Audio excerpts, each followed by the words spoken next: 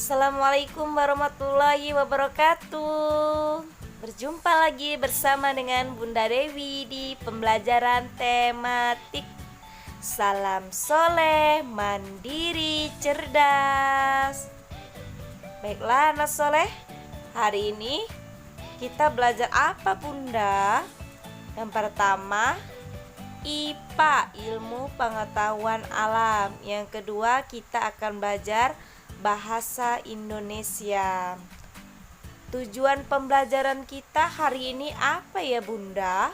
Yang pertama, anak soleh mampu menyusun daftar pertanyaan dan laporan wawancara. Yang kedua, anak soleh dapat mengetahui bagaimana peduli terhadap kelestarian sumber daya alam dan lingkungan. Tema 3, peduli terhadap makhluk hidup. Subtema 3, ayo cintai lingkungan. Muatan pelajaran bahasa Indonesia. Baiklah anak soleh, kita akan belajar tentang daftar pertanyaan dan laporan wawancara. Apa sih wawancara? Wawancara adalah kegiatan tanya jawab antara pewawancara dan narasumber. Tujuannya untuk apa wawancara? Untuk mendapatkan informasi atau pendapat tentang sesuatu. Sedangkan pewawancara adalah orang yang mengajukan pertanyaan tentang informasi yang ingin diketahui.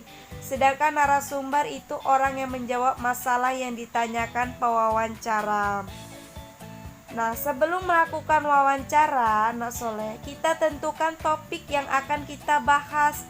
Kemudian, kita menyusun daftar pertanyaan wawancara yang dilakukan sebelum melakukan wawancara. Nah, daftar pertanyaan yang akan ditanyakan diurutkan dari hal yang umum ke hal yang khusus. Pertanyaan kepada narasumber diajukan secara berurutan, dimulai dari tahap pembuka, inti, dan penutup. Berikut contoh daftar pertanyaan wawancara. Di sini ada topiknya yaitu padi sebagai tanaman pangan. Narasumbernya petani padi. Daftar pertanyaannya, yang pertama, apa yang dihasilkan dari tanaman padi?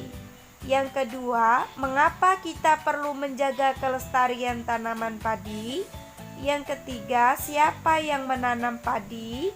Yang keempat, kapan waktu yang tepat untuk menanam padi? Yang kelima, bagaimana tahap-tahap pertumbuhan padi? Yang keenam, berapa lama proses yang dibutuhkan dari menanam bibit sampai panen? Laporan wawancara. Nah, dalam membuat laporan wawancara harus mencakup hal-hal berikut. Yang pertama, latar belakang. Nah, di sini latar belakang itu kita menuliskan alasan kita melakukan wawancara. Yang kedua, maksud dan tujuan. Nah, di sini kita menuliskan maksud dan tujuan kita melakukan wawancara. Yang ketiga, topik wawancara. Di sini kita menulis topik dalam wawancara yang kita lakukan. Yang keempat, narasumber. Kita tulis narasumbernya siapa, nama narasumbernya siapa. Yang kelima, pewawancara. Kita tulis nama si pewawancara. Yang keenam, waktu dan tempat wawancara. Kita tulis hari, tanggal, waktu, dan tempat melakukan wawancara. Dan yang ketujuh itu hasil wawancara. Kemudian yang terakhir, setelah kita menulis semua dari latar belakang sampai hasil wawancara, kita membuat kesimpulan dari wawancara yang telah kita lakukan.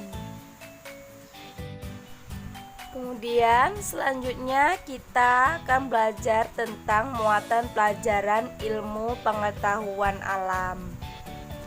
Baiklah anak soleh, kita akan membahas tentang peduli terhadap kelestarian sumber daya alam dan lingkungan. Peduli terhadap kelestarian sumber daya alam dan lingkungan sekitar dapat dilakukan dengan cara peduli terhadap hewan dan tumbuhan. Hewan dan tumbuhan memberi banyak manfaat kepada manusia. Sudah seharusnya kita menjaga dan merawatnya. Tanaman yang tidak terawat mudah terserang hama dan penyakit. Tanaman akan terlihat layu dan tidak segar karena tanaman tersebut kurang nutrisi dan air. Jika keadaan tersebut berlangsung terus-menerus, tanaman tersebut akan mati. Hewan yang tidak terawat mudah terserang penyakit, misalnya burung merpati yang sakit dapat menularkan penyakit ke makhluk hidup lain. Selain itu, kandang dari burung merpati yang jarang dibersihkan akan menimbulkan bau tidak sedap. Jika burung merpati didiamkan tanpa perawatan, maka burung tersebut akan mati. Ciri-ciri tumbuhan yang terawat dan tidak terawat. Gimana tumbuhan yang terawat? Tumbuhan yang terawat itu yang pertama, daun berwarna hijau dan segar serta tidak layu. Yang kedua, batang kokoh dan tidak rapuh. Yang ketiga, tidak mudah terserang hama dan penyakit. Sedangkan tumbuhan yang tidak terawat itu yang pertama, daun berwarna kekuningan hingga kecoklatan dan layu. Yang kedua, batang mudah rapuh dan kering. Dan yang ketiga, mudah diserang hama dan penyakit sehingga permukaan daun berlubang. Nah, kalau itu tadi ciri-ciri tumbuhan, sedangkan ini ciri-ciri hewan yang terawat dan yang tidak terawat. Nah, hewan yang terawat, gimana ciri-cirinya? Yang pertama, tubuh yang tegak dan bergerak lincah.